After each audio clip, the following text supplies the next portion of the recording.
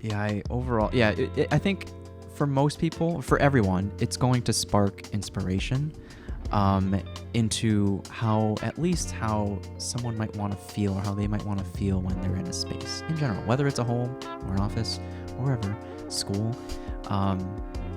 It's important. Like, I guess what we didn't talk about is just like how it is a conversation between you and the walls that you're in, and how it kind of interplays within each other, and how you actually have more say into the spaces that you walk into. Yeah, I mean, I think a lot of people with the pandemic, understand their home more, and it means different things to them now, having spent more time in it.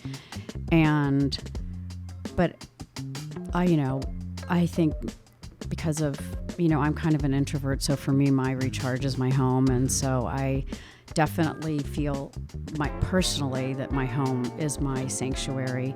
And I think it is for everyone. I feel like that's the place where your shoulders should come down, and you really are able to, hopefully we've created something that they, have a moment to clear their head and appreciate, light on the wall, or like just maybe an unconscious thing, but they just feel good. They feel safe there. And I think,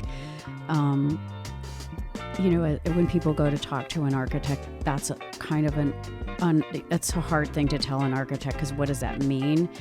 But I think just knowing yourself and speaking up about what you want that house to be, is, part of all that,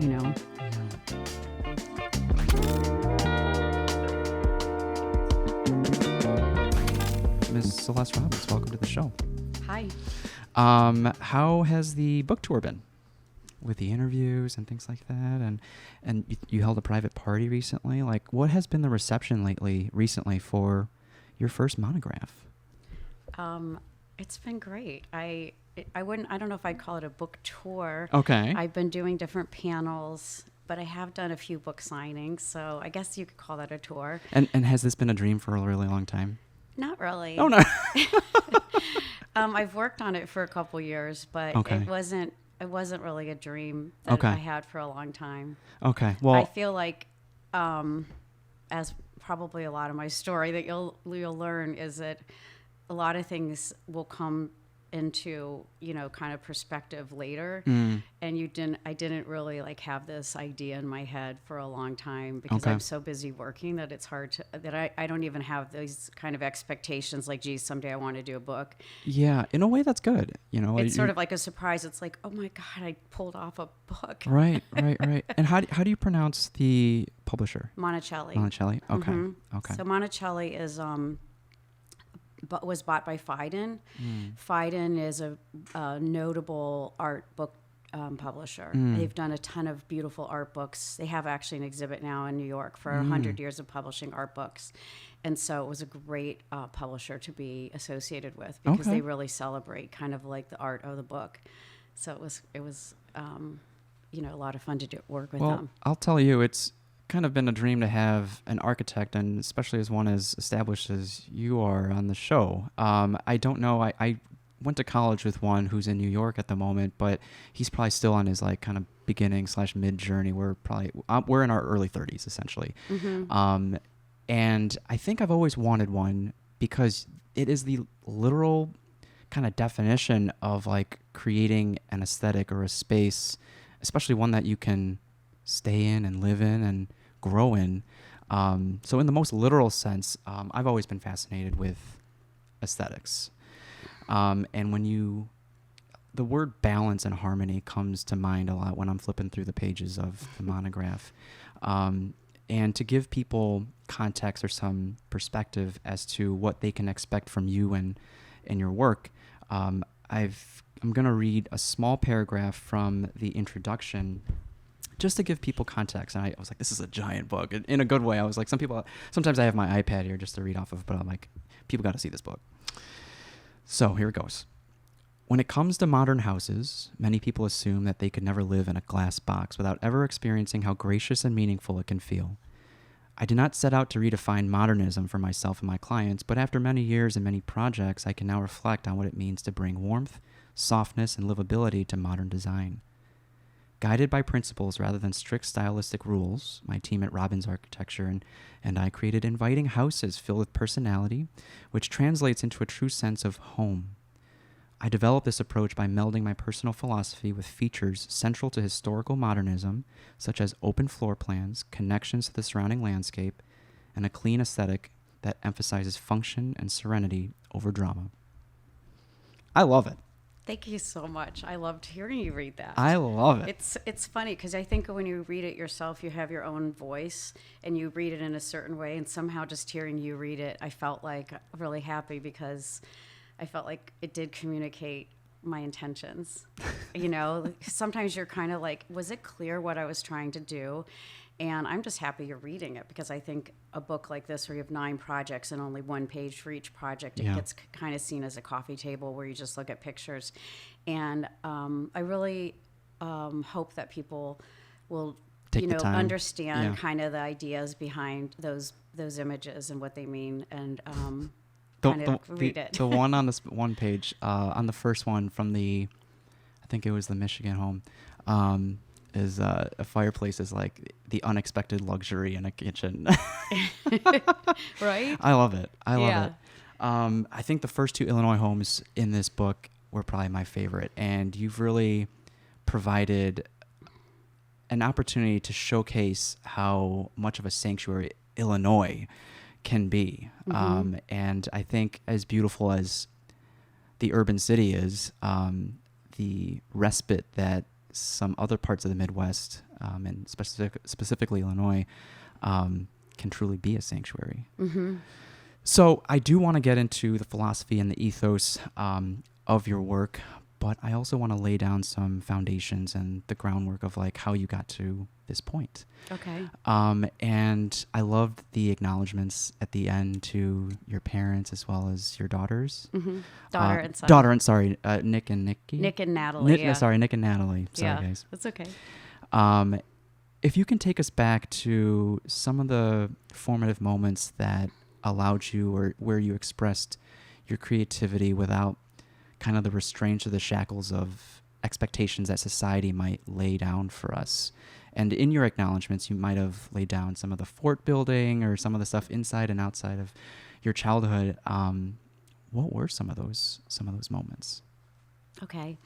Well, I think that a lot of architects talk about Legos and knowing they wanted to be an architect for a long time. And I guess I think a lot of women that are my age and possibly even younger didn't have that experience because people wouldn't have even thought to suggest to a woman at that time, you know, I know it sounds like, oh, you're ancient and that didn't exist, but it kind of did, where people just didn't, you know, as a young child, I didn't, you know, no one came up and said, oh, you should be an architect. You know, people weren't thinking like that, or I don't think my parents were. There was no kind of context around that. My mom was a secretary and a court stenographer. My dad was an engineer. And I just played a lot, you know, like everybody did. And my play was centered more around those kind of creating. Well, it's kind of funny because I was creating spaces and, you know, my mom would like to tell this story, you know, also, you know, to call my dad at work was like not a thing. Like you just didn't do that. That you know, it was like a big deal to call your parents at work. But one day I came to her and I was like really wanted to call my dad because I had this idea where I wanted the gutter of our house to like poke a hole in the wall and make a water feature in my bedroom. So I was constantly sort of thinking about these funny architectural inventions. You know, I invented how to make my bed. It was a bunk bed with safety pins and pulling a string and, you know, blankets tucked in drawers and plywood out in the, you know, the kind of like woods nearby. So I guess that was sort of maybe a sign that I liked architecture, but it was not in without thinking of it, just doing it. It was not in my mind whatsoever. But the other thing that I loved to do as a child was entrepreneur. So it sort of makes sense that I have my own business. I was constantly trying to earn money, and you know, from puppet shows to selling maple trees to that's pretty out there. You know, just whatever it was, I was really into like, you know, kind of those kind of activities. Were these through like you observed them passively from your parents, this entrepreneurial mindset, or like where did you? I think it was just fun to do, and my parents let us do it. Yeah. And so Was there an incentive or a reward with this? just the money. Yeah. You know, like well, first me and my friend took, found those little maple saplings, Mm-hmm. and we planted them in every single pot and pan and bowl that we could dig up, and did science experiments and kept notebooks on them. And then when we got tired of that, we decided we were going to sell them. So we walked down the street with a wagon selling maple trees for 10 cents. So, you know, it wasn't like, I wasn't actually motivated by the money, but it just became like another activity, I guess. Sure. I got to say, I've never heard that one before. Yeah.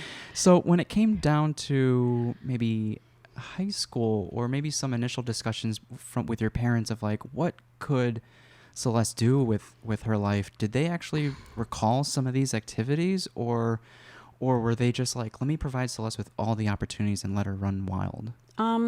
Well, to go to college, it was, you know, an investment for my parents. You know, it wasn't like that was an inexpensive commitment.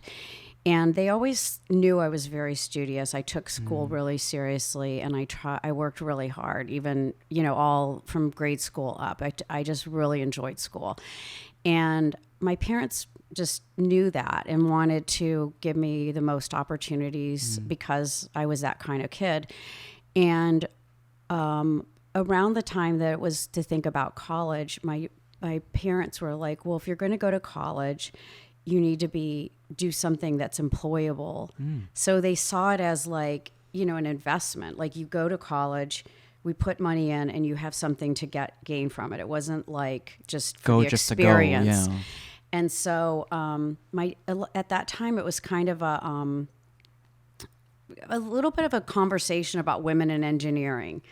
You know, and I was good and strong in math and sciences, and my dad was an engineer, and so my art teacher was talking to my physics teacher, and I was getting a 4.0 in physics, and he was like, wow, if you can do that, maybe you should consider architecture. So I was kind of getting the engineering sort of in that construction. That's what your dad said? My art teacher suggested maybe architecture, but my dad was thinking engineering. So he worked with architects. Okay. So he took me to a firm and showed me what engineers did and what the architects did, and explained what that was.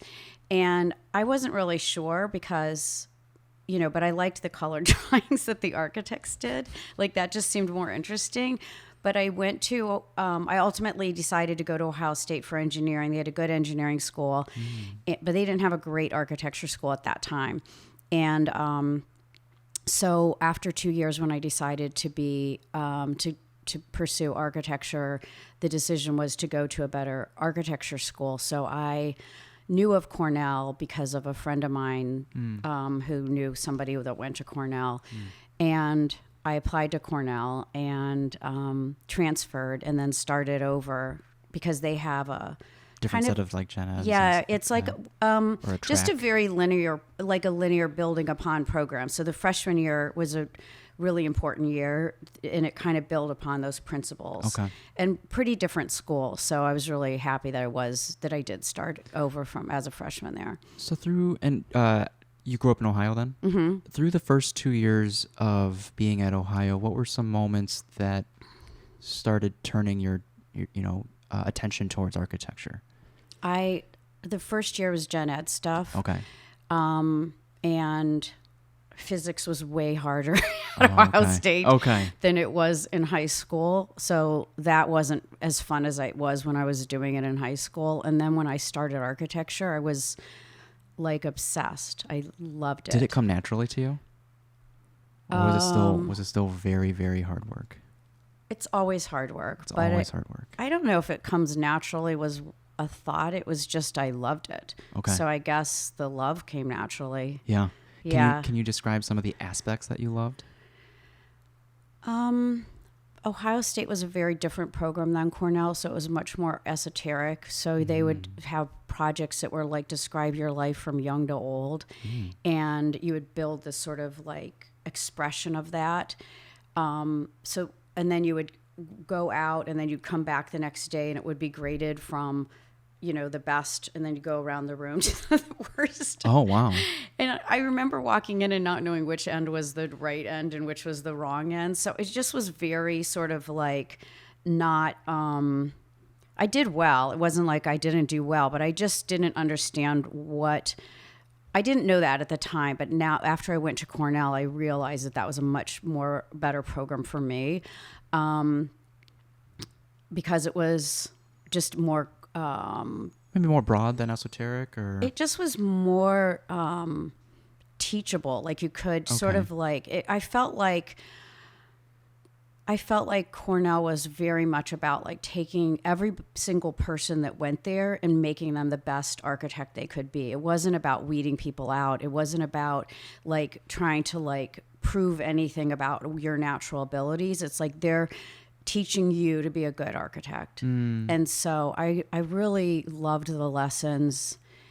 I think I've always been creative. I do feel like I have a talent for architecture. I feel like I say that because I will joke and say it's my only talent. So thank God I'm an architect. But it does, I think anybody in a creative field will agree that there's some addictive quality to that space where you go that is kind of something you don't even know where you are, and there's this thing coming out of you. It's just really meaningful. So do you see yourself as a vessel then? What does that mean? More like as a vessel for creativity to move through you, as like Rick Rubin might describe, versus like you are, instead of thinking that you are the sole like creator of your project. I think I'm the creator of it. I don't feel like I'm a vessel, because architecture's so you have to take so many different things together to create that solution for somebody, that it is and it's both a creative and a problem solving process, which is why that combination of the engineering side and problem solving side and the art side come together in a way that is different than a lot of other artistic, I think, expressions, where you have a lot of like, a code, or a client wants this, or the son does this, that you need to sort of like address, but do it in an artful way. And so I think that's the magic that I love. I love sort of all of those things together. Not everyone can do it. Well, I don't know. I'm not sure, but I just know that I love it and I can do it. So what were some formative moments within Cornell that you might still think about these days that kind of stuck with you through, that were timeless? Okay. Oh gosh, there's so many. The first year we learned these set of principles about like how to create space. So they would talk about these very just concepts about design that I still carry with me. So they explained, how a room is defined. So you would come in to design exercise where they'd give you a plane, which was a board. You would cut it out. Maybe another plane, which would be a different size, maybe smaller, and a column, which would be a pole. And they would give you create a space using those elements. And how do you do that? What is creating space?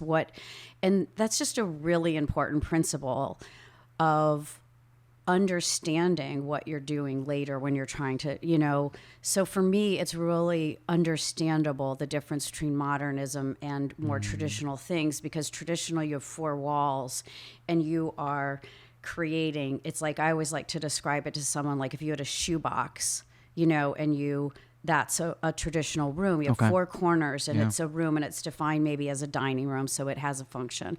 Whereas modern is space is more fluid.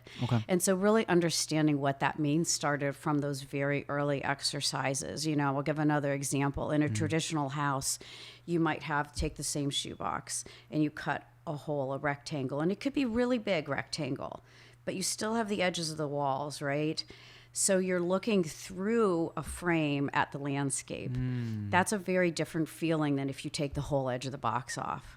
So that's what I do. Like, I'm taking the whole edge of the box off. Now space is flowing, you know, from indoor, outdoor, because you're not looking through something. And so these principles of space started from those really early exercises. And that's why I like to explain, you know, the idea of the book, that modernism is a principle. It doesn't have to be like this thing that's like, oh, for those people over there that get it, or flat roof, and like only those people understand. Modernism is really about like how space is defined, your connection to nature, these kind of like really basic principles, and it's not how it's dressed, I think. So anyway, back to Cornell. The other thing that was a really really important lesson for me was my third year with a professor, Val Wark. And I was describing, well, I can think of two examples. I was describing something, and he said that my most successful, oh no, let me back up. He said that to not be such a critic. Like I'm really good at being able to analyze something and look at it and critique it. Okay. But he's just like, there's always going to be something that can stop you. You eventually just have to go with it, you know, and not look at everything that could be like this and just sort of have the freedom. I guess so. And not, you know, but I think looking at things from different sizes is a good skill, but only to a point. The other lesson that's probably the number one would be, I did this project where we had a housing project where it was like in Germany or something, and you had to put 30 units on this piece of property, and it had like an angled edge. So the plot was rectangular with one line, you know, one edge of it that was like off the grid, like a little angled. And I spent all this time working on these houses, and, you know, like you come up the stairs and you look this way and you circulate and you go that way. And it was just, Are these mini models, or like, are these? This was just actually in plan and then constructed perspectives. So on the computer or paper? Paper. Paper. Okay. yeah. I have no computer. But to have that visualization on paper. Oh, well, isn't that I think that takes another level. No, you have to be able to visualize what you're doing in your head before you even put it on paper. Yeah. So are they these days? Are they doing it on the computer then? Yeah. Mm-hmm. Okay. But I sketch, and I think it's really important to be able, because sketching is like sort of give your brain the moment to design what it is you're thinking. You know what I mean? Like spend a minute and know what it is you're trying to accomplish. You need to do that, because it's not just an intellectual exercise. It needs to be sort of... It's kind of like journaling. Yeah. I mean, otherwise, like... Right. Right? Otherwise, it's kind of like... To me, I'm afraid it's fleeting and I'm just going to forget. So I need to like get it out. But then when it's out, it kind of feels real. When it's like written down on a piece of paper. Yeah.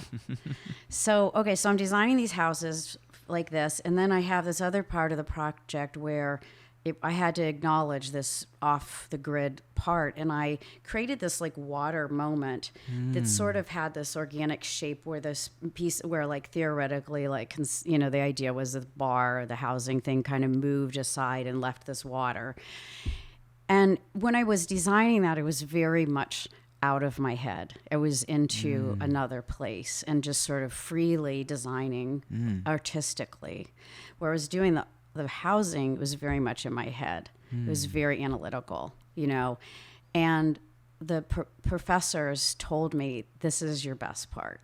This is what you need to be doing, you know. And I never changed that. That always became how I design now. Is it because it was so different that's what they noticed, or... It's because it had soul. It was art, you know, like it was like, you know, like there was like I just feel like you can never just design from your head solving a problem. It always has to have that like sort of intuition that, for me anyway, intuition that comes from within, that just is a place where you don't, you know, you could be designing, you know, a wall hanging for a nursery or a spoon or a city block. At a certain point, where's the thing that needs strength? Where's the thing that needs attention? Where's the, you know, it all becomes sort of like an artistic piece. So I think it just is important to allow art to never be background. It should be foreground. Oh, I love that.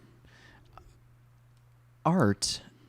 Do you believe that art is subjective? But on the maybe flip side to that, it's really cool that even though art can be subjective, it's still recognized and validated by so many people sometimes. Like good art is still recognized by so many people.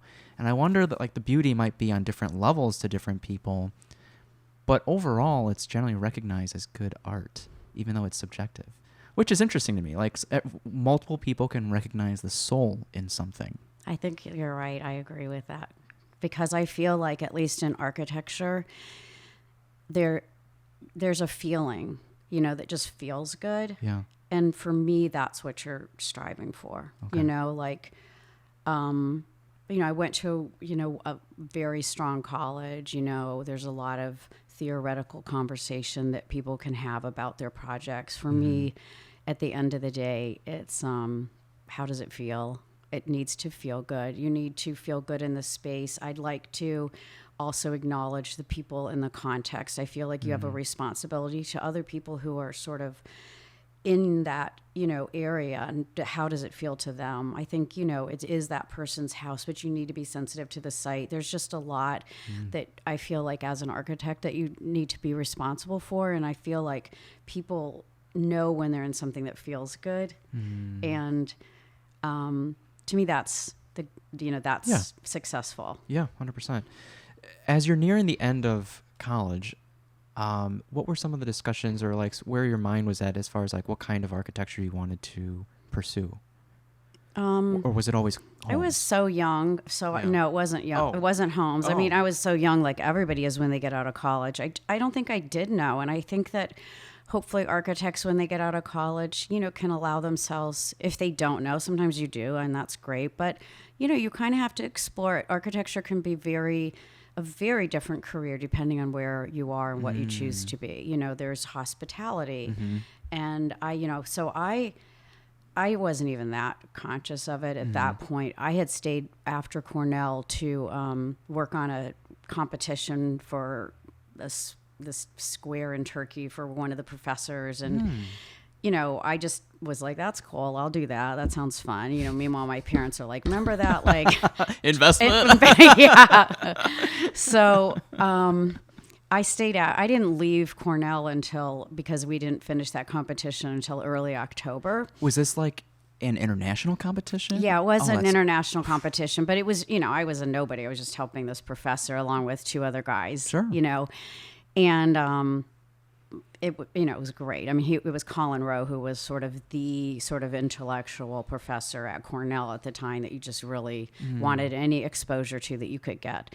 And so I ultimately finished that up, decided to go to Boston, and I was looking at the name firms. There were certain firms that would make sense if you were at Cornell that were sort of like the firms, like feeder Harvard, into those, yeah. that, or Cornell. The good firms were feeding into these offices. Well, I showed up with my little portfolio and my Ann Taylor suit, and just sort of funny because it's really not architecty at all, but I didn't really know. And it was Black Monday in October. So the stock market was crashing like crazy. And I'm, sitting in this room and, show up for my first interview. And they're like, do you know what's going on today? I'm like, no. And so it was not a good time to get a job. Fortunately, my thesis professor had just won a competition to do a project at Carnegie Mellon. And so I got a job. I'm working in their office, which was a very small boutique studio with like 5 people. And so I was doing schools there. Then I moved to Shepley Bullfinch, also doing schools. Then I wanted to move closer to home, which was, so I picked Chicago. And, with the schools, Okay. you were designing schools. Well, on a team with people, yeah. What kind, like element, like colleges? Colleges. Colleges. Yeah, it was fun. So Mhm. like lecture halls or workspaces or co-working The spaces? the first project that I worked on for a long time was at Carnegie Mellon, and it was dormitories and a stadium student union. And this was my wow. thesis professor, and he had just written a book called Court and Garden. So a lot of his ideas were surrounded around, again, creating spaces, and he was using buildings. So, the building would create an edge, on axis with the end of the stadium was the student union that had a shape, that kind of like engaged in it. Sure. So again, designing like urban spaces or designing a house, they kind of have similar principles. So that was really fun, but it was kind of fun. I mean, at first it was a little bit painful because I was just drafting. Are jobs like gig based, or do you have? They're a little. Are you hired to be on, but with firm? I was in the firm, but Okay. it was gig based, as you say, because after they finished that project, things slowed down, Sure. and so I had to move to another firm. So I went to Shepley Wolfinch and worked for them. They also happened to do schools.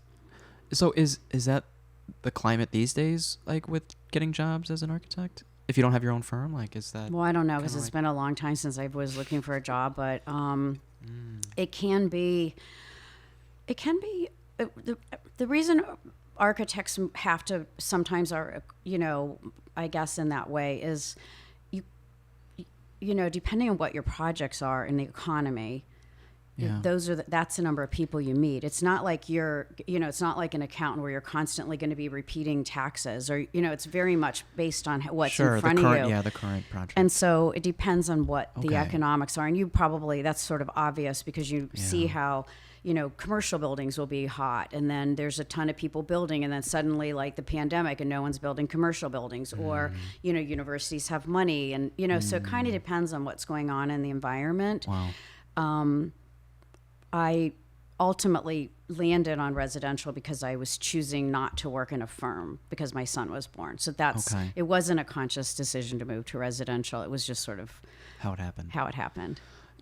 Okay. So what would you tell an architect student nearing the end of graduation to be more fluid in what you might end up being an architect, or what types of projects you might work in, or not be so rigid in like, I really want to do hospitality, I really want to do residential?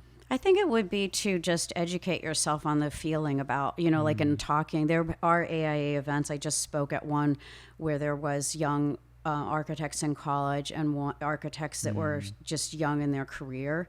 I think I didn't really think about it that consciously, and I think it'd be nice if people would, spend time kind of looking at what the difference is, because you really have a different experience in a smaller office. Okay. And in some offices, I think in all small offices, you have an opportunity to do more things. Yeah. You hear more things. Yeah. But that's not always the case. There's probably some offices where you're going to have a person whose name's on the door that's always going to tell you to do a certain type of thing, and you might get stuck doing a certain type of thing. So you kind of have to pay attention to what, when you're interviewing, how does it feel, and ask the questions about, what will, in 5 years, what will I be doing? Or, just understanding what that's like. Because I think large offices have a reputation for, repeating and not getting experience, but it could be working in teams, and maybe you do get a wide. I had a nice experience, honestly, in the offices that I did. Okay. Yeah. I think we had a lot of fun designing. I worked at Perkins and Will for Ralph Johnson, and there was a lot of. I had a lot of fun and did get a good experience. So I think it just depends, but just sort of educate yourself on on the different feelings and what it will feel like to go to work.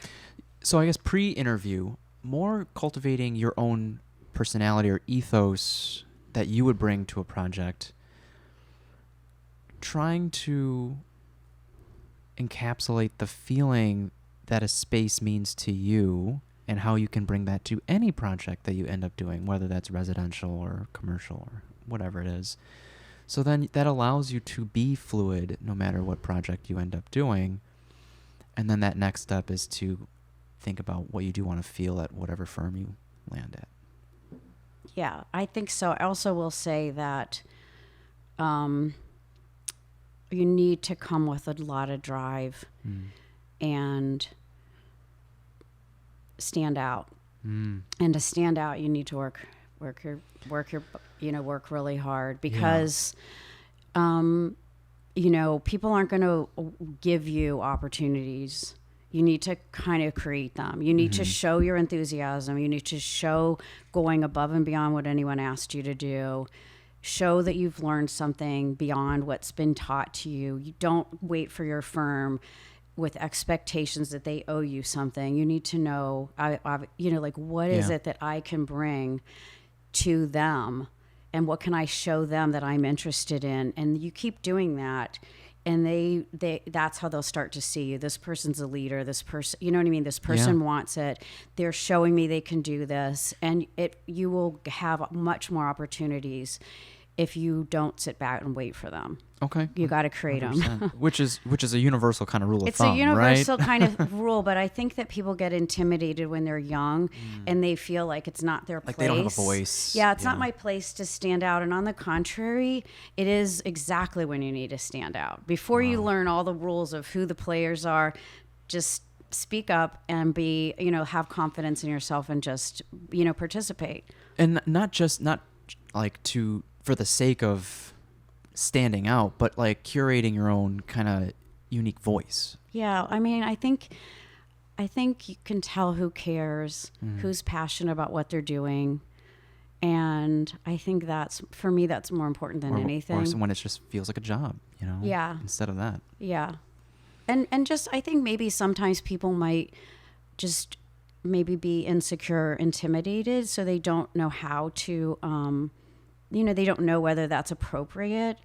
And I would just say, it's okay. People want to know you, want to get to know what you think and what you can do. And, so humbly come in and just try to learn and show enthusiasm. 100%. So, moving to back in the Midwest. Okay. Nick was born. Right? Okay. Nick was born, and you started moving towards residential. Yeah, so I went back to Perkins and Woe for 7 weeks, and at the time they were really trying to do a part-time opportunity for me, and it just was not really what I was working for. Like they gave me projects I would do on my own, and I was kind of sitting over here in the studio, and the teams of people were over here, and I totally understand it, because when you're like on a team, it's like moving every day. There's conversation, so it would be really hard to sort of be there then not be there. So it just wasn't a good fit for what I needed to do for myself as a mother, and so I didn't know what it was going to be. I really didn't have an idea, like I'm going to open my own firm. I just knew it wasn't that. So I just decided, my son was in the special care nursery, so it definitely, aside from just being a mother, he's fine and healthy, but it was a scare. It throws you into like a completely different mindset. And I just couldn't do that. I couldn't do it. So I left, and within a few days, honestly, I got a job doing a office interior build out for a private, someone at the time when I was married, I'm not married now, was starting his own office. So my husband knew him and ex-husband knew him and got me that, opportunity. Gotcha. And I was like very, very clueless on how to do that, because I was like this team of people doing schools, and now at that time I was in my dining room on a drafting table with learning CAD with floppy disks and SQL and backslash. Oh my goodness. Like CAD. And, I remember like the contractor asking me what kind of sink I wanted for the kitchenette. And I was like, I don't know, what do you use? Because there was no like internet to go to, like, it was barely a thing. Sure. It was Sweets catalogs and green books. I didn't have that. So, but I just was fortunate that every single time I got a project, it was like hard, but it didn't drown me. The next one was a little harder, but I could do it. And for 8 years I did that with I had Nick, we moved to the suburbs. I had Natalie. for, you know, at that time I was in my basement, and for 8 years I had great projects because I had this interior designer that would recommend me. You know, I had John Cusack, who, you know, the actor John Cusack's apartment in the city. And I don't know, it's just had so much fun. I had no fear. I just like, you know, would do these like, you know, I remember seeing at Perkins and Will these large, you know, massive room pivot doors that would, you know, like close off a room. And, you know, I didn't know how to do that. I just was like, I'll figure it out. So I would just do these projects, and, you know, I had a little help. I had someone come in 3 days a week till, you know, 9:30 to 3:30. And then the rest of the time I would, you know, You were living on your own essentially, or no, I was with my husband. Okay, Yeah. okay, Yeah. Gotcha. And so, Gotcha. but I was the main person at home, Yeah. you know, with the kids. And so, and I wanted to be, so it wasn't like you know, I wanted to be, but I also wanted to do architecture. It was like I couldn't not do it. It was like someone would take a lung out from me. Like it was not even a question. I had to do it. And so at 7 or 8 at night, when the kids went to bed, I would work till 1 a.m. And my neighbors would joke about the lights being on and the, you know, but I never I loved it. Never it was thought twice about it. Yeah. I'm sure I did. Probably now I'm remembering it a little rose colored. I vaguely remember walking around downtown Winnetka like, gosh, I need office space. But most of the time I just really loved having that opportunity to be with the kids and yet also have this time that was mine. And I was in my own head and had my chance to just sort of be me. That just felt, I don't know. I really loved it. I wouldn't trade anything about that it time. Sounds like that's the place where it's coming from, is this deep love for it. My wife told me like maybe 17% of architects are female. I don't know if that's accurate. I think that's right. There's a different statistics between like people that graduate and then people that are in the profession. Okay. And the people that stick with it, it's low because of, it's just a hard career period. Are the opportunities more equalized these days, or is there a disparity in opportunities? I think I had some opportunities that not all women have, which was that I had my husband who was able to, I could do the business and not have to be stressed that I had to put food on the table with it. And there's a very different thing than just saying to a woman, like, you can do it, I did it. You know what I mean? Because that's real. Getting the projects, you know, I had a person that was recommending me and I didn't have that same pressure. So yes, I did it, but I did have some things that were working in my favor that other women may not have, that could be very difficult, you know, to earn a living creating, you know, because you have to get those jobs, have them consistent, you know what I mean? And it's hard to earn money as an architect, period. It takes so much time and people don't want to pay for the amount of time it takes you. So I'm very aware that I had opportunities, even though it was hard for me. I am really proud of myself, but I know that I had some opportunities there too. So I think for women, I didn't stay in the career long enough in a corporate setting to know what that looks like as you know, develop. But I do know that a lot of the women that are doing well don't have kids. You know? Yeah. So I just for the reason I just said why it was hard for me. It's hard, you know, to do that. I think things are changing though. So even if you worked at a firm, do you still feel like you take the work home though? I think it depends on the person and the firm. I wouldn't even say I take it home because it's like I take it everywhere. Yeah. You know? Yeah. It consumes you, you know, and some people find it in a good way, right? Yeah. I think that's the joy. If there's a part of you that you're not sort of passionate about, it feels like a burden. You know? Right. Which is a testament to how difficult it is to strike a balance with a personal life too, whether that's dating, whether that's a significant other or your kids. It's hard to give 100% of yourself to everything. Yeah. Right. There's got to be a sacrifice. Mm-hmm. So that being said, you said, you acknowledge the relationships that you've had that, worked in your favor. How do you approach working with different partners that lend to future recommendations? Like you don't approach people and be like, I want to work with this person in the hopes of them recommending me to their clients. It's more probably pure of like, this person does good work. I want to work with this person. Do you mean like a client or like whether that's another vendor? So whether that's like an interior designer or a contractor, whoever it is. I generally I generally just approach it as like on a one-off on that client. Is that client going to make me miserable? Is a client educated on what it costs to do this and the amount of time it takes? Sure. Do they have the same goal and vision for what, they're asking for?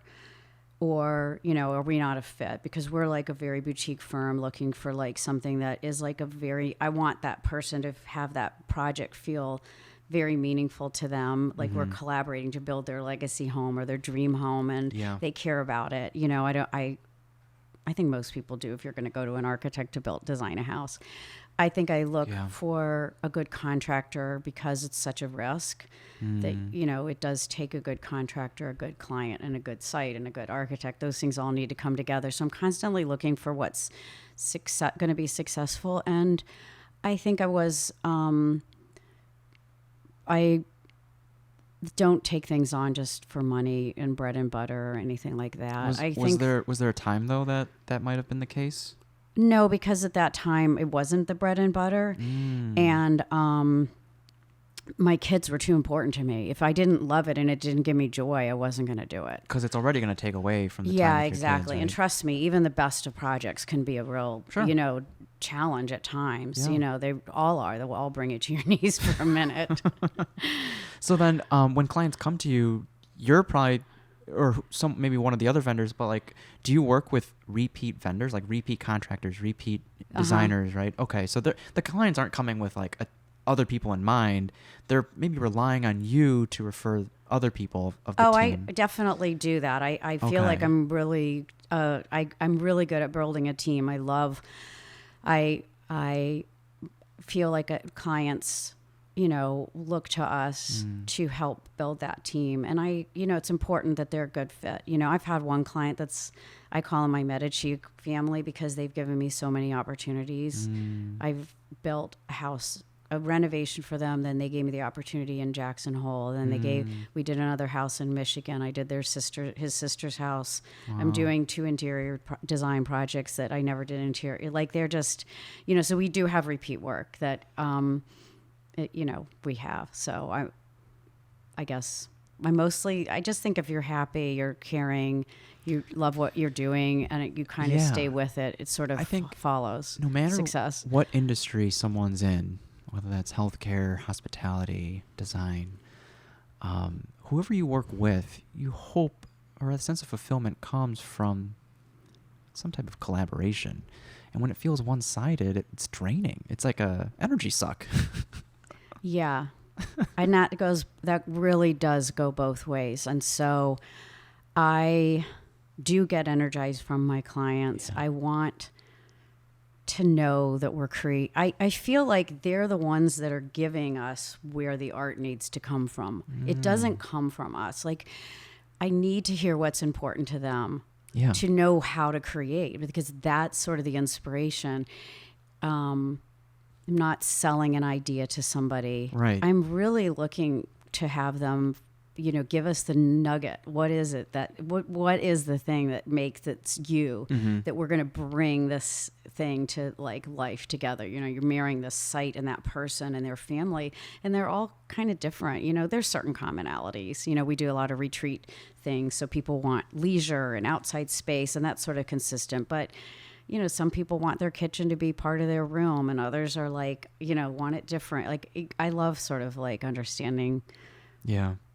I think as an example, I love the second Illinois home in the book of how the home surrounds the patio, and even like the pool is a little more. it's separated. And the nice touch was like, it's not just the distance that separates, it's the material that separates the pool from like the concrete of the patio. I don't know. Everything was just like, it's the little things too. And it is. It really is. So with more conversations or more solid conversations or questions to your clients, what do you ask to tease out what is important to them, or like tease out their vision?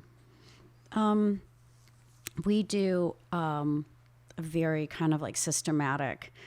First of all, when someone comes for an interview, they share a lot. Yeah. Usually they're more interested in sharing what they want than asking you questions. You know, they're kind of like, it's a chance to talk, and they want to talk about their project. Right. And that's probably a great feeling for you too. I mean, it's an opportunity for you to learn more about them. But I mean, as a client, I probably wouldn't know where to start. Like what questions to ask. So if that's the best. It's just like, learn about me, so then you can help bring my vision to life. But like, are there specific questions that, if there's like kind of a standstill, like what do you use to like kind of pull it out of them? Okay, so once we have the project, prior to any design, we have a phase that we call pre-design. And to me, this is like if you were doing a paper, writing exercise, what would you do? You would research, what the main ideas behind what you're doing. Is it like, what are the rules? Like how many pages does it need to be? Ours is like, what are the codes? Do you make an outline, like kind of a roadmap, like what's the main things you're doing? So all of that goes into our pre-design stage, the schedule, the budget, the rooms they want, the sizes of the rooms they want, the adjacencies. I want the kitchen next to this. I want guest bedrooms different than the primary suite. All of this like research questions. We do like diagrams like about different ways and show projects that we've done, different ways the kitchen interacts. That's a really important piece that we need to understand before we design anything. And then we have probably 75 pages of images that we call the aesthetic section. Okay. Where we flip through the pages and let them talk about it. Yeah. So it's like, they can say like, I don't like black windows. I'm tired of that. I want, that's too complicated for me. I don't like stucco. I love that. They don't even know why, and so for me, that sort of really helps me know when they say what they want modern, is it this like warm kind of like, wood and, kind of, I don't know, Asian modern, or is it, white with bright colored art or flat roofs? It's very, like what does it mean to them? And, that is really, really helpful for us. And so that's the questions. That's to answer your question. Yeah, that's what we do.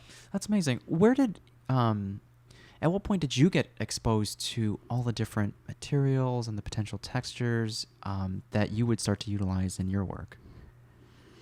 Well, I think I generally look at things that are in the surroundings, like what's the vernacular, that what would be appropriate is the first thing, so you're kind of first looking around at what is appropriate. So dependent on the site that they want to build in? Yeah, because like, a rustic stained wood might be appropriate in a mountain home. It might not be appropriate. You know what I mean? In this, urban or suburban setting, you know what I mean? So it's like an extreme example, but or is this something that you kind of just took like one of those things where you take upon yourself to go to the extra mile to start doing research on all the different possible, because I'm going through it, and like that was the first time I read Four Seasons Quartzite, and I'm like, this is like new verbiage to me, right? And like, it's so beautiful, and I'm like, I've never come across something so beautiful. That was just plain stone shopping. So we went to a stone place called Kalia, who has like beautiful stones. At the time I was looking for something else, and I looked over there, and it was like, I was looking for like this really simple brown marble. Like I think it's like I don't know how to even say it. It was like another marble. Right. And I saw that. But anyway, I'm constantly looking at Instagram. I have a million images saved. Yeah. I'm constantly screenshotting, Pinterest, sending to my team, and I'm super psyched to do AI now, because I feel like it's like another opportunity for all of that. So. Oh, that's amazing. what are some of your, I guess, like meeting some of do your clients ever have like a max budget? Oh, all of them do. They all do. Because I don't know, some part of this feels unattainable. They're high budgets. They are high budgets. Yeah. But how, like, I guess, how does one get into that realm or atmosphere of like, and this is such a broad question, but like, how does someone like achieve that level of, I guess, success? Oh gosh. Well, there are all sorts of different successful people that do that. Mm-hmm. I feel like they're not all, like uber over the top, but I would say it is a certain level. You know what I mean? But they all have budgets. Everybody has a budget. I don't care how much money people have. You always have to be respectful for what they want to put in this project, and never think about the fact they have the money and they could go higher because of this. It's like, that's not our business. Our business is, what do you want to put into this project? And I consider it, like a really important amount of respect that you need to give somebody, you know what I mean, when you're an architect, because it's a very, very difficult aspect of what we do. At some point, does it become unrealistic if their budget is too low? I usually try to filter that out when I'm interviewing at the very beginning. them. Okay, okay. Because if they're coming in and they're looking at images where it's literally we have projects from not too many 3 million anymore, but like on up to, like very high, 10, 12. Is that all inclusive? So 3 million all inclusive of just the house. Just the house. Yeah. But not inclusive of the work that you're doing. Not inclusive of our fee. Okay. And so if you're looking at those and your budget is sort of not aligned, then it's not to say, I'm not going to say you can't do that. I just may not feel like we're a fit, because we're in I'm just trying to sort of make sure that everybody's expectations are aligned with what it costs, because we're not selling anything. We are only drawing, and the world is putting out there what it costs. You know what I mean? Like, yeah, it's not your fault that things cost the way they cost. Exactly. Okay. So I have control over what windows I suggest you. You can have a window package that's $300,000 or a window package that's $1,300,000 for the same house. So it's our responsibility to sort of present it in a way that aligns with their budget. Help them make an informed decision. I like that. I haven't heard it like that. Well, we do. That's our whole process. So we bring a contractor on at the beginning of the project. So that's that team building, and they're helping price it out, so that we're constantly making decisions that stay, within the constraints. Within that, because it's just a really hard thing to do without going through the exercise of pricing. That makes sense. Talk to me about some of your other ethos. So specifically, light. Before computers, like, I'm sure they can do it on computers these days, but like, how can you envision what a space will look like throughout different periods of the day? If that's something that you try to input into. No, it's kind of actually, you can do sun diagrams, that just like in plan that shows where the sun is going to go. Okay. And then a section that's going to say whether it's going to, go into the house. Yeah.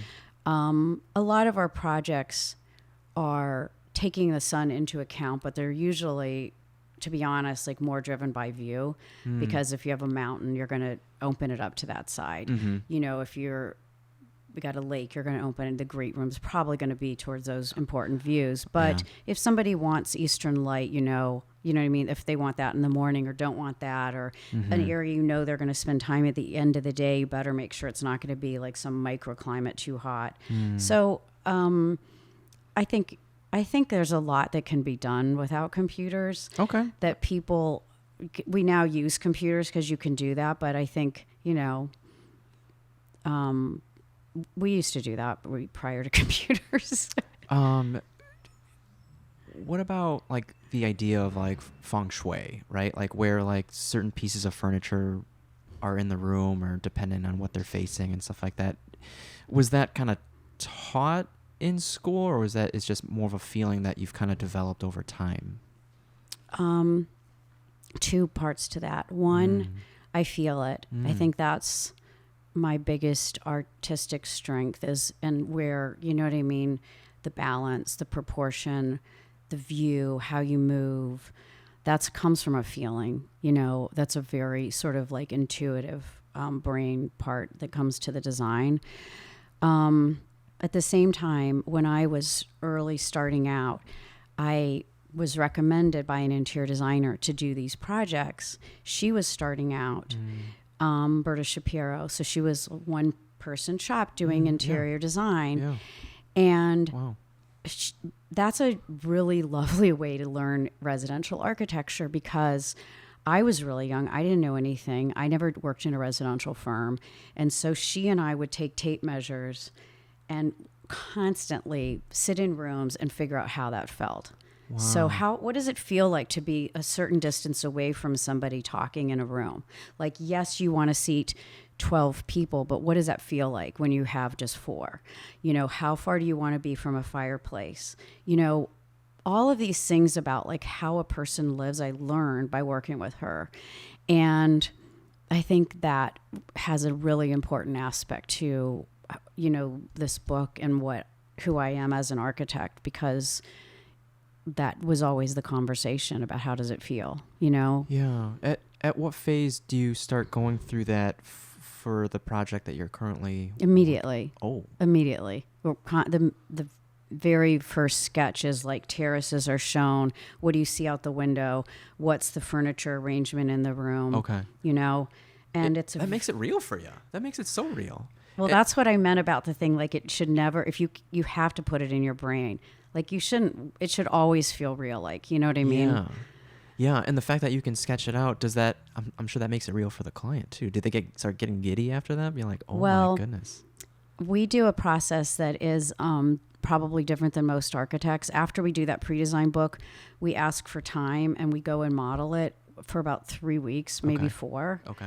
And it's sort of that one time I ask for some artistic license. Like, I don't want a lot of feedback. I just let me understand what the site is, what's the rooms, where I think this might go, based on everything you've told us.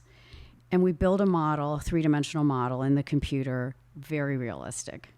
Furniture, books on shelves, light coming in, materials. And they usually do get giddy at that because it's so pretty. Yeah. And we are usually able to capture, because of all that due diligence we did at the beginning, probably 75% of what it is that they want. And I think it's just really important. I feel like if you gave a client this like white generic thing and you're like, do you want it this way or this way? It's sort of like, they're not trained. How do they put themselves in that space to really know what you're seeing when you put that diagram together, that very simple floor plan? Yeah.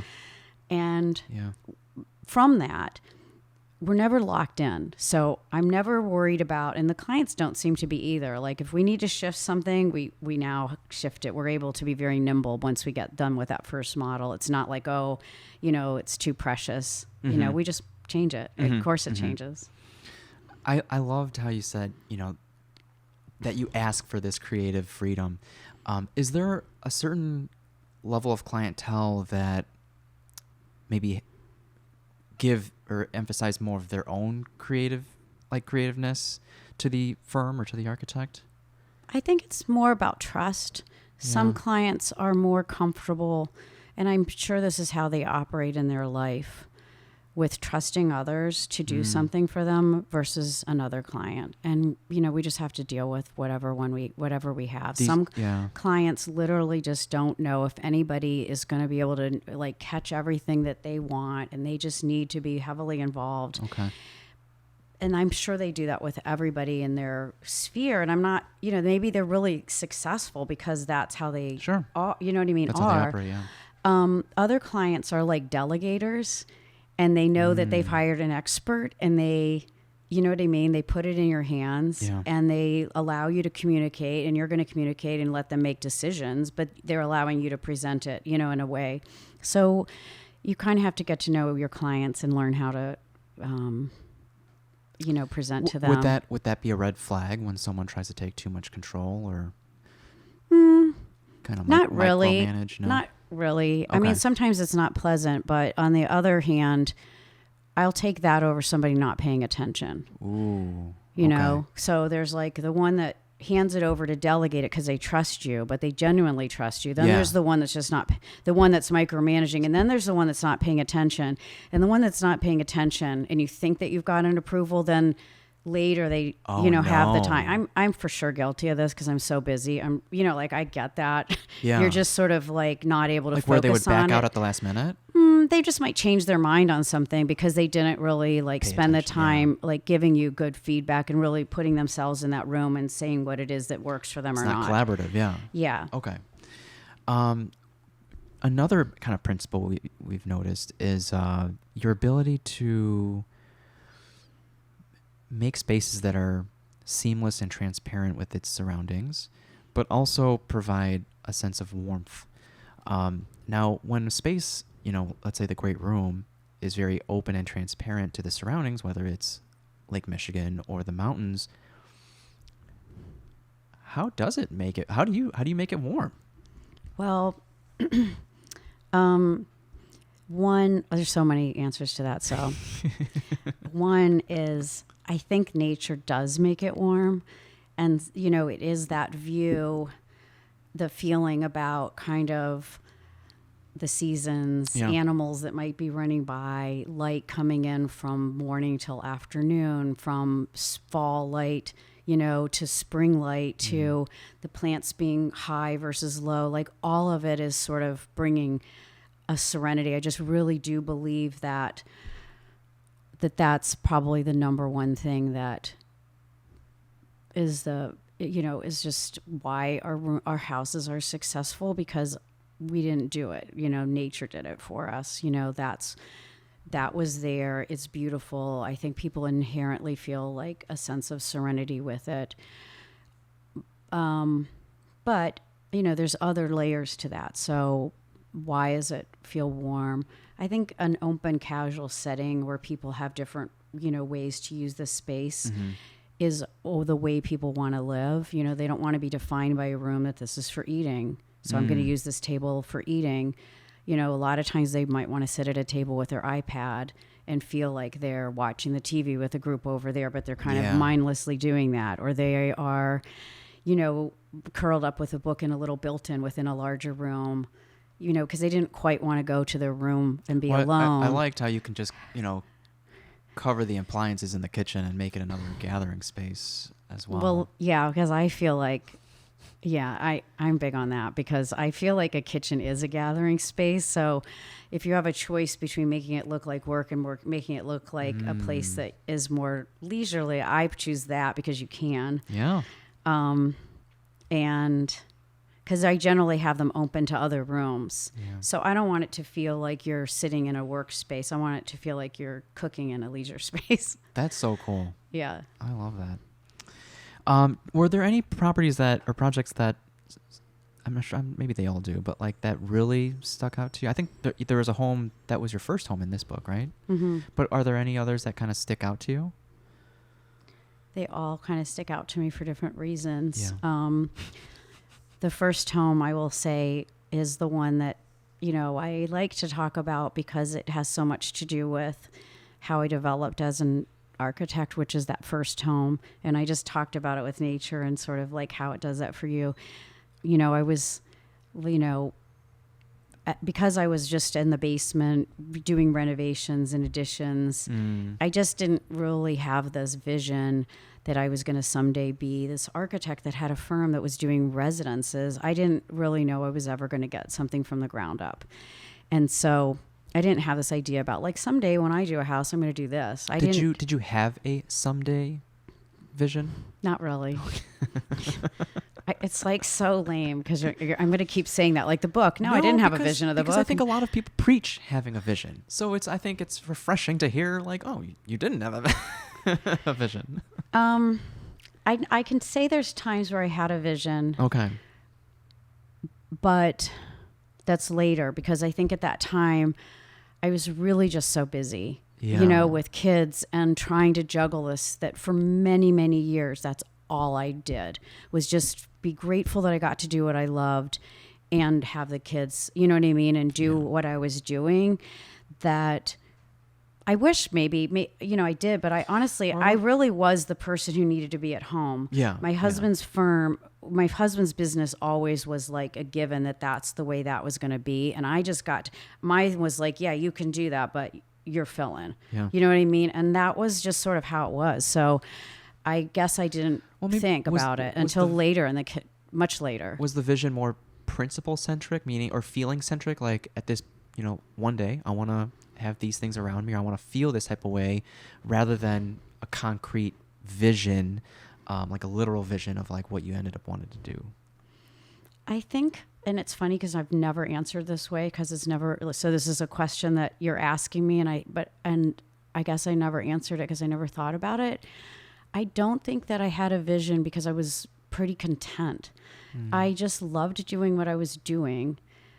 And so it wasn't about me I never had this drive to be famous or be successful or make a name for myself.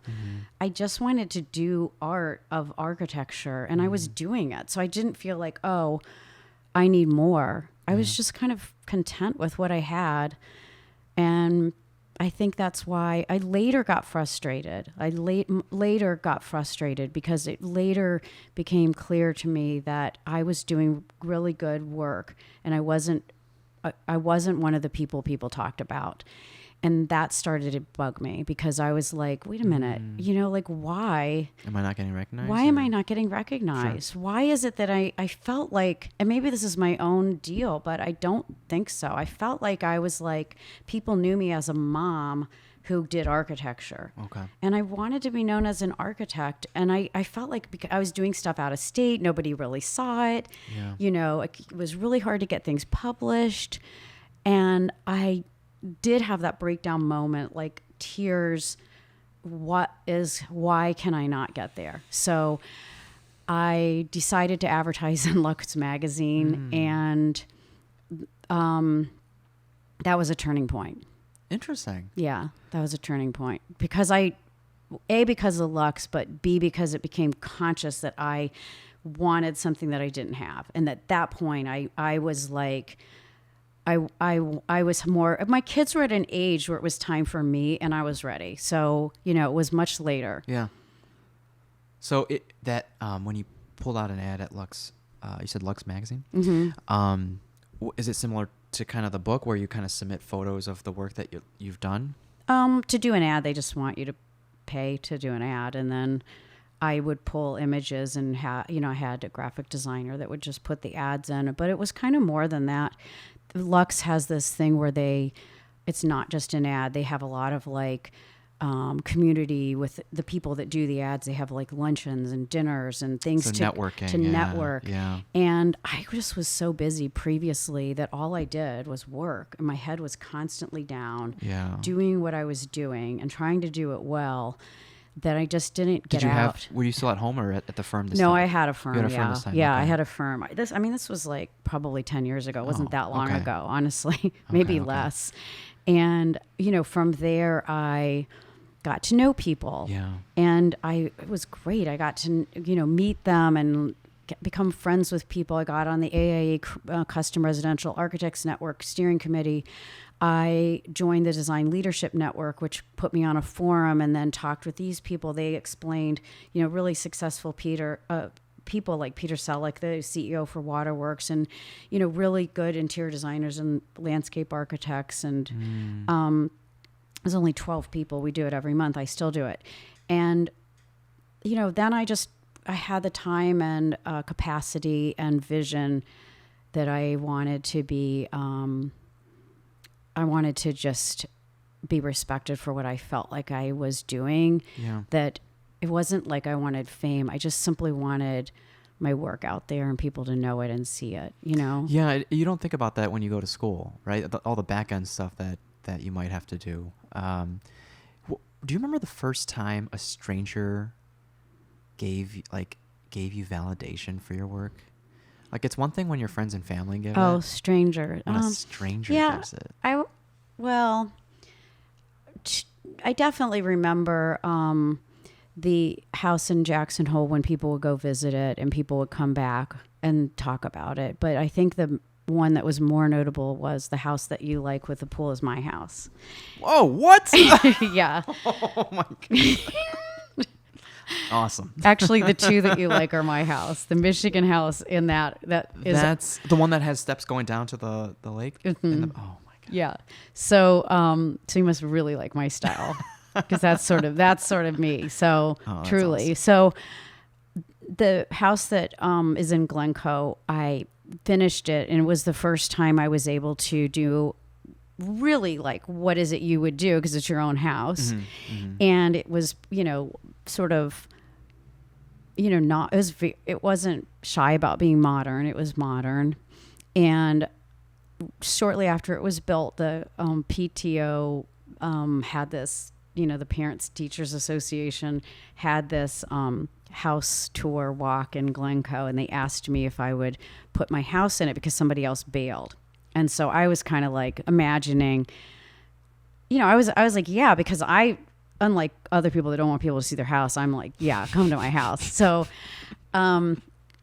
I thought, they'd have it on the tour. And I was like, because this was about 14 years ago. Wow. I was like imagining people being like, yeah, let's skip that. That's that modern one, when I was like, not sure. And I don't know why I was there that day, because normally when it's your own house, you're not there. But I was there for a portion of that house walk, and people kept coming through, and I talk about this in the book, and saying, like, it was like this surprise, like, oh my God, this house is so warm and I could live here. Like, I didn't know I could live in a modern house. And that was like everything to me, because I've always designed for people to feel good in. It was never about ego and making a statement. It was always to feel good in.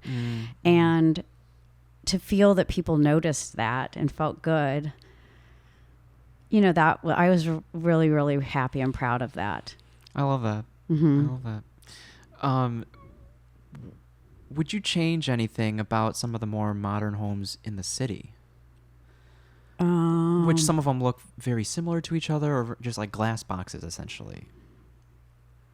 I don't even know if I know all of them. I think it's like anything.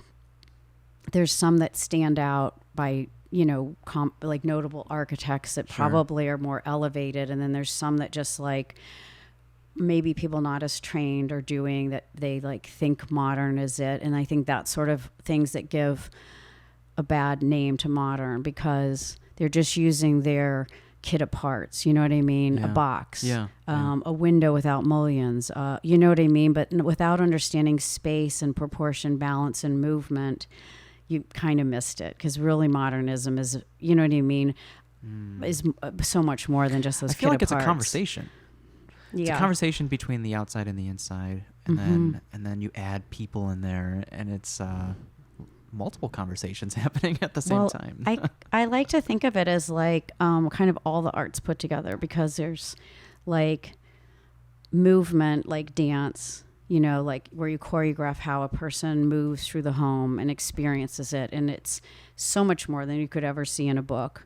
What does it feel like to pull up, to come in, to have something unfolded, to go from, the kitchen to your bedroom, and every day you're repeating that path. What's that like? So that's like choreography. There's like, a point in time, which is a fixed view, that is a still, but there's space, there's shaping, there's sculpture. So I think there's so many aspects to it that come together. Yeah. So I guess it is a lot of conversations.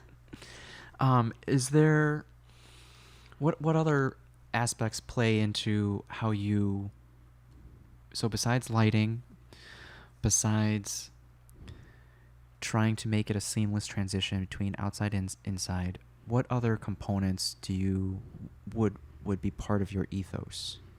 I think the genuine sort of drive to have it be about that person and express their life and their things that resonate with them, Yeah. Brings an unconscious sense of warmth because it was derived from somebody's life. This is about living. You know, it wasn't a diagram. You didn't sell them on anything. This came about. So there's like, I know the word authenticity is kind of overused, but I feel like there is an authenticity to the house about that person and life.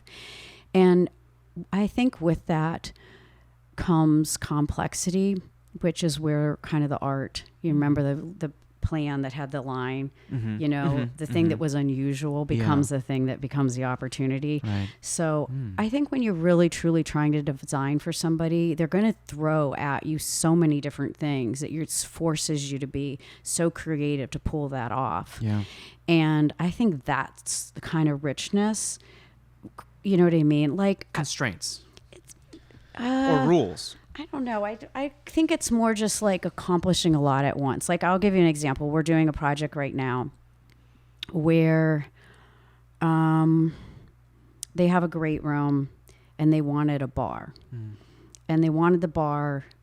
They have the seating area near the fireplace and then the dining area near the kitchen. And the garage, it's just the way it laid out on the site. The bar was a question mark. Where do you put it? Because of the relationships of everything else they wanted. And so we had to come up with something that allowed this bar to exist near the outside space, near the kitchen, that didn't become a lump that just separated the kitchen from the dining room that she wanted close. And so we kind of have a little bump out of the glass that's like a little bay window, bay with one edge of it that's kind of like a lounge built in with two chairs, and then another element that became the bar. It's all kind of like composed and off-centered, and it now pushed the facade to have a little bump on it. And that all derived out of that person's wish. Wanting a bar. If I had said, we don't have the room to do that. If you do that, it's going to separate it. If you don't keep working at it, you might have just had a perfectly plain glass facade. That's a very clean diagram. Yeah. But it's sort of that thing that forces. What's your open-mindedness? Well, 100% because I feel obligated. I'm a total pleaser, so there's that, and I just can't not have them like it. I just have to, like, that feels like I failed. But I also feel like modern allows people more flexibility to accomplish things. Like if you have a plan that's like based on, I'll just give an oversimplistic way to describe this. If you have a center entry colonial, you come in here, you have this room here, everything is derived based on this very like symmetrical plan. If someone asks for something that doesn't fit within that symmetry, everything gets thrown off, right? Sure. Yeah. So if you're really not relying on something so rigid and it's just balance and this wall pulls and this facade can pull a bay out and you can have these different ways within your design to accomplish, it's just like I'm more comfortable when somebody says they want something because I'm going to be able to do it. Like some way or another, we're going to do it. I'd like to think of it as like a boxer. Like you never plant your feet in one place for too long and get married to an idea because you need to be able to move. You constantly need to be able to adapt to another thing that's going to come at you. Yeah, that's the creative muscle. Yeah. That's amazing. Is there anything that we haven't talked about yet about your work or like the current climate in architecture or like anything like that kind of comes to mind? Let's see. Maybe only one thing, like as people look at the book, you'll see there's a range of projects. And I think that's maybe an interesting aspect to think about when people look through the book. And it's called The Meaningful Modern Home. And there's some homes that are like really modern, and very strong and powerful in that way. And then there's other things that look like a lake house and you're kind of like, why is that modern? And, again, I feel like the thread that ties these rooms together is the fact that they're principles, that the house that might look like a vernacular still has rooms that have different functions in it. Back in the day when you were doing traditional architecture, you didn't have an open plan with a kitchen that looked onto this. You didn't have a wall of glass. So the dressing and the sort of like nuance doesn't just define modernism. I like to think of it as just principles, and that's how I think it can become meaningful, where it's just about kind of, the person's life, the casualness of using the spaces, connecting with nature. Those are just kind of the principles that are the thread through the book. That's amazing. And I would say with most of the homes that I saw in the book, I was like, I could live here. I'm sure many people would say that, and which begged the question, like, what do I got to do in life to make it, make it in one of these homes? But well, you can see the very first house is the Michigan house. Yeah. Is a very simple house. It's not, I only renovated it, but it really is an inspiration to me about how homes can live with a lot of these principles and be a little bit more simple, a little smaller, and have the same things that go into kind of the big houses. So I think the niche that we're in happens to be high-end residential, but I don't think that the principles need to be that. Yeah.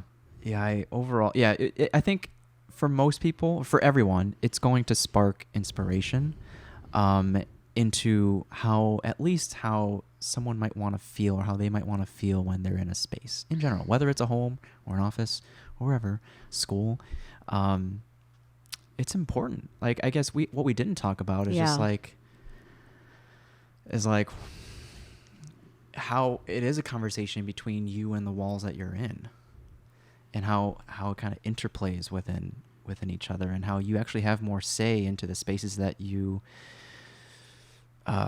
walk into. Yeah. I mean, I think a lot of people with the pandemic, understand their home more, and it means different things to them now, having spent more time in it.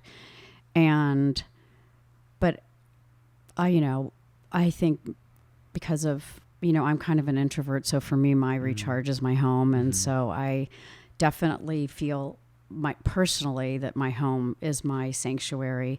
And I think it is for everyone. I feel like that's the place where your shoulders should come down, and you really are able to, hopefully we've created something that they, have a moment to clear their head and appreciate, light on the wall, or like just maybe an unconscious thing, but they just feel good. They feel safe there. And I think, when people go to talk to an architect, that's a kind of it's a hard thing to tell an architect, because what does that mean? But I think just knowing yourself and speaking up about what you want that house to be, is, part of all that, Yeah. I would say I'm an extroverted introvert. So like when you're around the right people, I'm sure do you love hosting parties? Because I like the multi, like there's so many different nooks and crannies in the Glencoe, that like I could see different like people hanging out in different areas. I like hosting parties. I think I am learning to feel more comfortable getting to know people as I get older. I think that I come across as an extrovert. Okay. You know what I mean? Because I think a yeah. lot of people, when you have to be in a position of owning your own business and clients, you need to be able to. And I'm really comfortable doing that. But you definitely recharge at home. But I do love meeting people, you know what I mean? But probably the introvert in me is like, I want to know them on a more and it's hard to do that as a host. Yeah, in a more meaningful way, you know. I will say that times, because I don't host a ton of parties, when I do host, I find it a lot more fun than I think it's going to be leading up to it, because it's all your people. Yeah. You're like, wait a minute. I just went to a party where every single person I love, like I know them all. Yeah. You know, like there's no one you're just sort of like, I don't know if I should talk to that group because I don't know them. So that's kind of fun. Yeah. But yeah. You're the glue. Celeste, you could probably host your own podcast with all those interviews that you do for your clients. Like, I'm pretty sure people would find that fascinating as far as like how you tease out someone's vision through words. Oh, well, as I said, I'm really passionate about what I do, and I feel like I'm really excited to share that. And I feel like I'm I just do feel like I have a story. That was sort of the book about wanting to do warm modernism and what that could feel like. And so I think when you feel like you have something to say, it is hard to not have it be a little bit infectious for someone else to want to hear it, Yeah, 100%. Well, it was a pleasure meeting you, chatting with you. Thank you so much for coming on, Celeste. Thank you. I loved chatting with you. Where can people find you if you want to be found? I'm on Instagram, which is at Robbins Architecture altogether. Robbins-architecture.com is our webpage. You can buy the book on Amazon or Fiden.com or your local bookstore. I hope it's at your local bookstore. It's at the bookstall in Winnetka. I know that. Or DM me. It's a link in our bio. Yeah. I think I got it from Fiden. Oh, cool. I pre-order. I was like, as soon as I can, You I'm are like, awesome. I'm on it. People were so supportive and sweet about it. Like, yeah. Well, guys, if you made it this far, thanks for tuning in. We'll see you in the next episode. Until then, stay curious.